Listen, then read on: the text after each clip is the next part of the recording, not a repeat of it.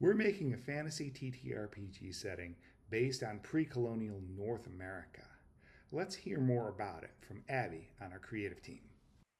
It is very deeply seated within Turtle Island people and their stories. I mean, there are writers who are from those nations who are putting their real life experiences, their stories, things have been passed on from generations. It isn't just slapping Buffalo Bill's Wild West show paint on this. What this project is to me and what I've seen is it encourages you to think of this instead of just your typical dungeon crawl. What are your beliefs? How are you interacting with the world around you? How would you interact with the spirits of the land around you? I think it really pulls people to question, what does land stewardship and being a steward of the land? What does adventuring mean? And all of that. How are you a part of this world instead of just the main character? Abby, could you tell us who you are and what's your role in this project?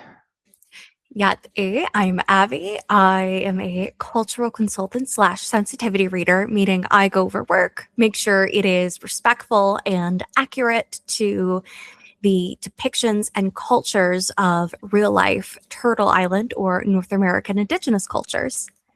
But typically, when I am asked to look at indigenous depictions or indigenous inspired depictions in media, especially TPRPGs, there's this sense of perfectionism, like we need to make sure that we're not stepping on anything here. There's no conflict, they're peaceful. This felt very human. Like, no, yes, we're fighting with the spirits. We're not just in peace with Mother Earth. Well, yes, we're stewards of the land, but the land isn't always perfect, and we're still living creatures that are in tandem with it. And it was just, I'm like, oh my God, this reminds me so much of stories with Spider Women and the Hopi and how they relate to my tribe. What I discovered was that this is a project where I immediately saw my own people, where I immediately saw other people. For lack of a better word, this is a project that felt like it was actually seeded by Indigenous people, and it is. So I very quickly came into, I want to be a part of this. I want to actively help tell stories. I want to build this world. I want to see it shaped. These are stories, our stories, and we want you to tell them and join us in them as much as we're telling them.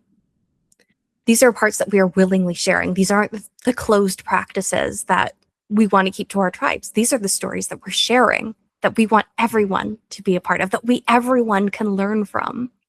Gotta say, when I was first invited onto the project and began looking at things, I immediately started putting Dene just all over it. I'm like, I'm taking my marker and I'm scribbling it. I'm like, this is Navajo now. This is Dene now. I'm doing this.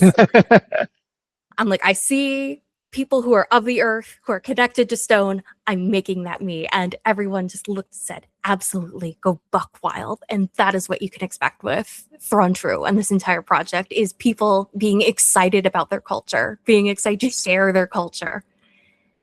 And I'm so excited for people to hear these stories from us and not just diluted into some cultural zeitgeist. They're hearing it from us in the nerdiest way possible. I've seen how powerful representation is when people's cultures are represented in media, and I want to bring that to gaming. If you're ready to tell different stories, better stories into your D&D worlds, and not just another Curse of Strahd or another case of Dragonspear, look at this story and get ready to see worlds that are near to you that you never knew about.